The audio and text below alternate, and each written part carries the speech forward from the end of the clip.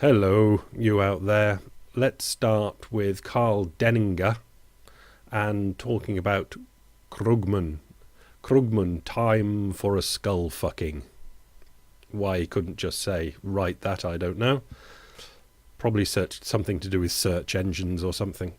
Anyway, Carl says this fool continues to prove that having a Nobel is actually a sign of stupidity rather than intelligence.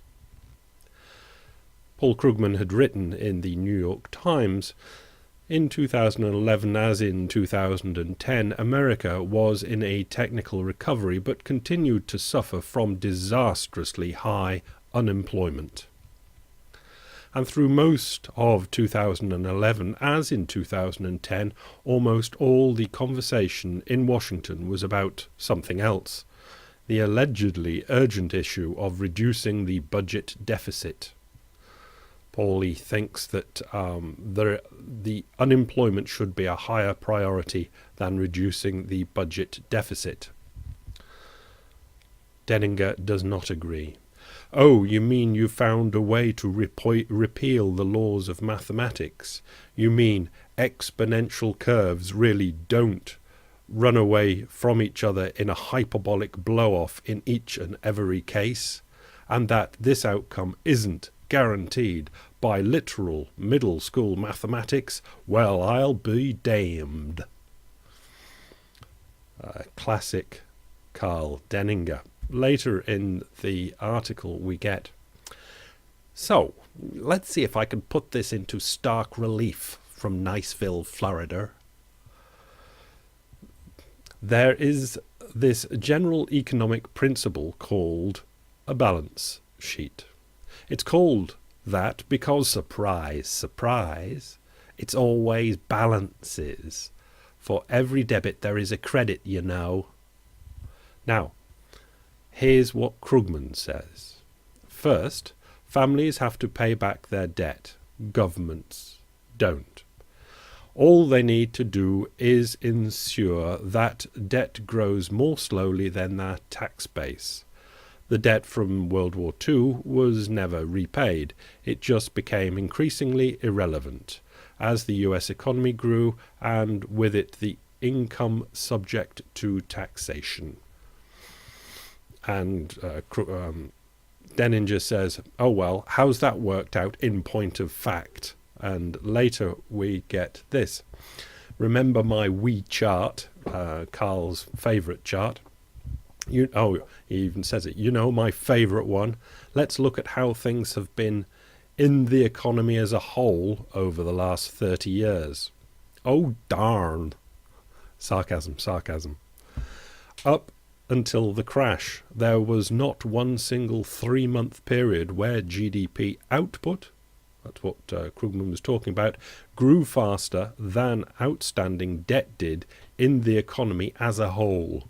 In other words, Krugman's claim that we can do this today is outrageously false statement, as he cannot point to a single 3-month period from 1980 to 2009 where what he claims is good debt, by his own definition, actually happened in the economy as a whole. His example, cited World War II, is one that left America as virtually the only industrial nation on the planet through literal carpet bombing of the entire European continent and dropping of 2 nuclear bombs on Japan, making that a strange circumstance after the Second World War, where what Krugman was saying was right, but the circumstances were exceptional. So, I'll go on. Now this is Antonio Fatas writing on his blog, and it's just the start of it to give a flavour, just in case you didn't notice that out in the blogosphere and the, world in general, people that discuss these things are discussing Krugman's article and getting down to some pretty serious, bordering on MMT talk about it. Debt does not matter, spending and taxes do. Paul Krugman makes the point that government debt matters less than most people think in some cases, because in some cases we simply owe the money to ourselves. He is right, and what he has in mind is the notion that government debt is, in many countries, mostly held domestically. Japan is an extreme case where more than 90% of the government debt is held by its nationals, but even in the US, the majority of government debt is held by US citizens or institutions. For some, it is debt, but for others, it is an asset. They cancel out from a national point of view. That's standard economics, which Krugman often points to, and most people, Steve Keen being the principal one, shows is completely wrong.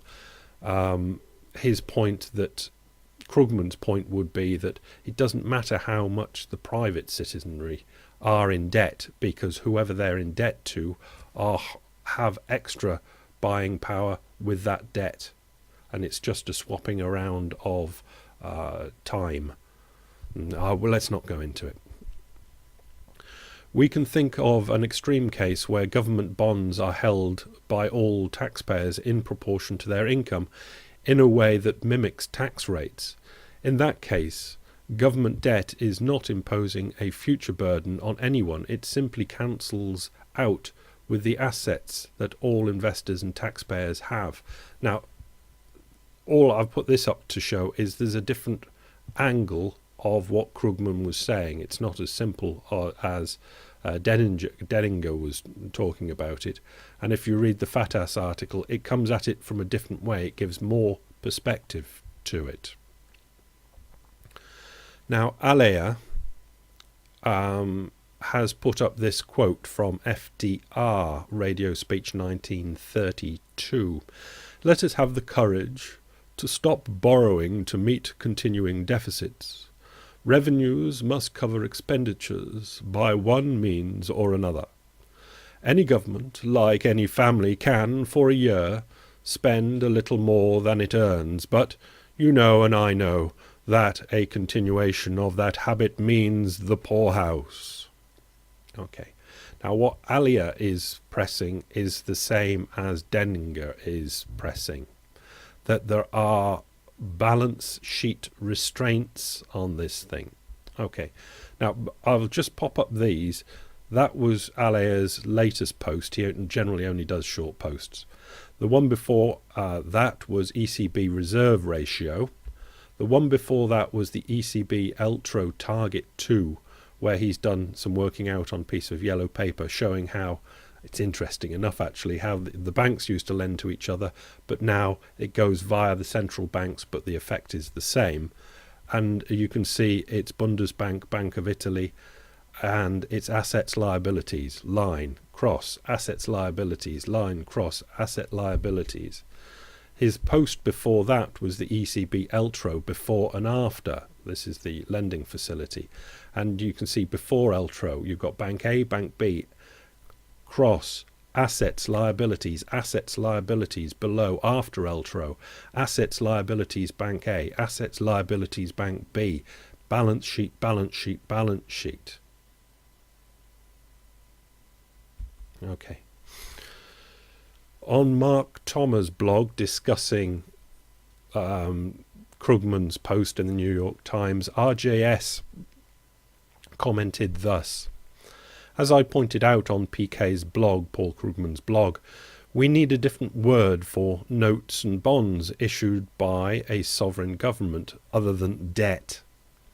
Even sophisticated people confuse it with something akin to a credit card, whereas Steve Roth of Angry Bear, the website, and others have shown governments seldom pay back their debt.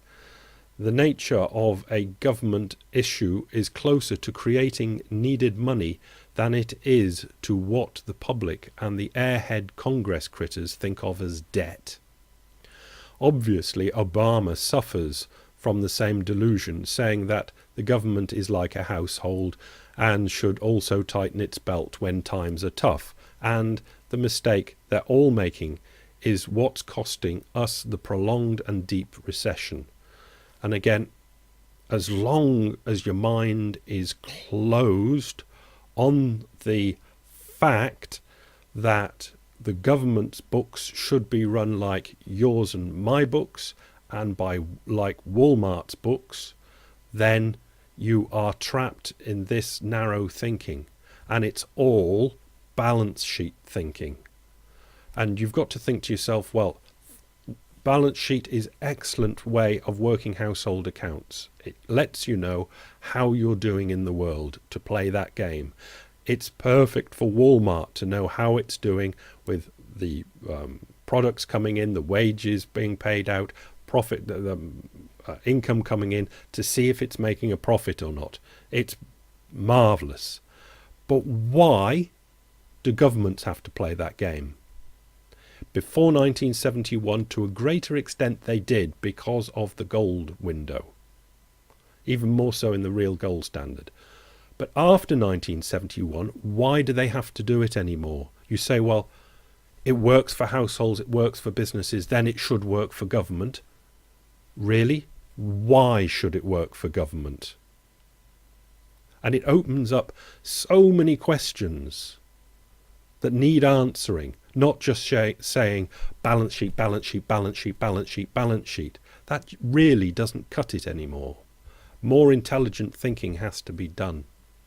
MMT has opened up this line of more intelligent thinking, and it's very interesting to read this Prag Cap post about the internecine struggles of modern MMT.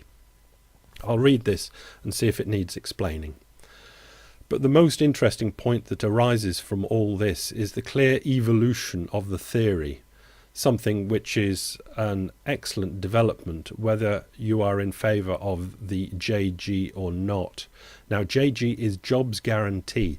Now, MMT was thought of, people looked into the government's accounts to see if they had to stick to these spreadsheet ways of doing things since 1971, because they were concerned about unemployment and had these ideas about how a job guarantee, that's the JG, if a job guarantee could be funded from government without balance sheet constraint. They had that interest in job guarantee that drove them into looking into governmental accounts. Looking at the governmental accounts, they found, no, there is no constraint at all, besides inflation. And it was that got them to tear into the government's accounts. But the drive was a job guarantee system.